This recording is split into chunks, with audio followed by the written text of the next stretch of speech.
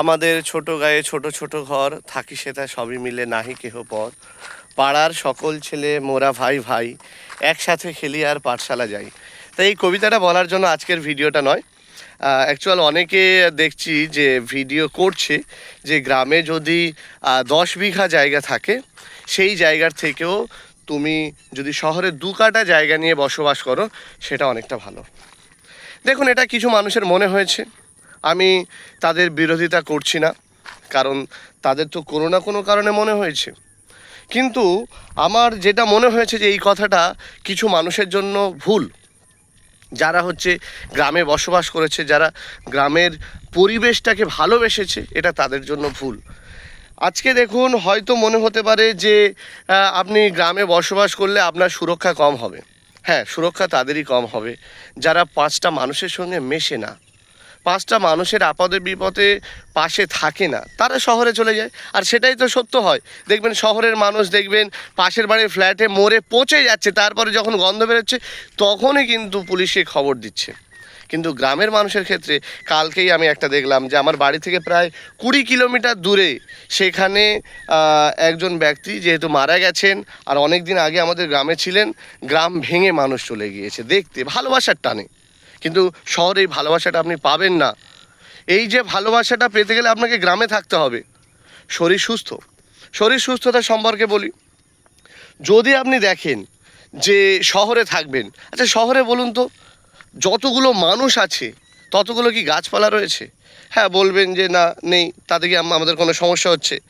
দেখুন, সমস্যা অল্প অল্প করে মানুষের হয়।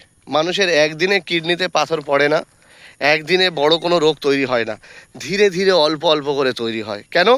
কারণ আপনি যখন শহরের মধ্যে থাকবেন, তখন আপনাকে কিন্তু ফ্রিজে রেখে খেতে হবে।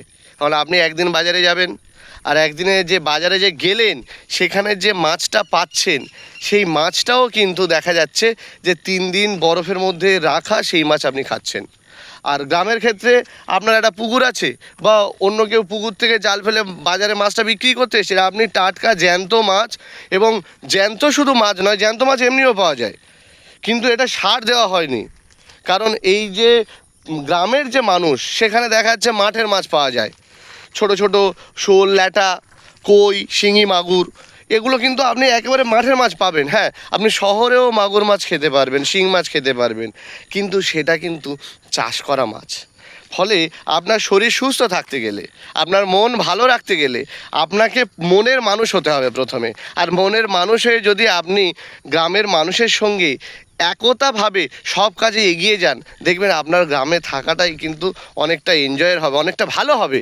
আপনি হয়তো শহরে একটা কি বলুন তো, ওই যে আমরা গ্রামে দেখেছি অনেকে হচ্ছে পায়রা পোষে, প্রত্যেকটা পায়রা নিজের খোপে খোপে ঢুকে গেল, তারপরে আর কোনো গল্প নেই।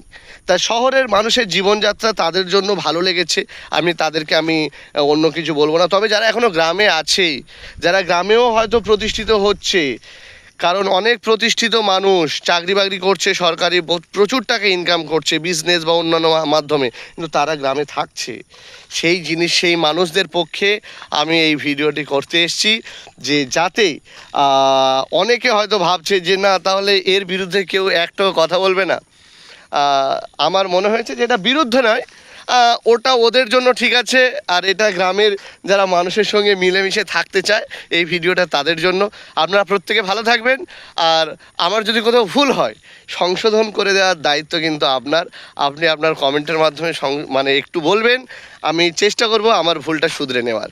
আর আমাদের গ্রামের মানুষরা এইরকমই হয় যে কেউ কোনো ভুল করলে চুপ থাকে না, তাকে সংশোধন করে দেয় কেউ না কেউ।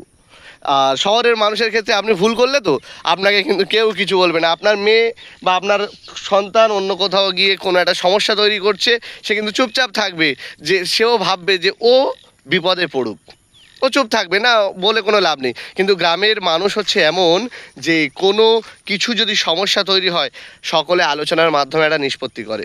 ঠিক আছে, আজকে এই পর্যন্ত থাকলো, ভালো থাকবেন।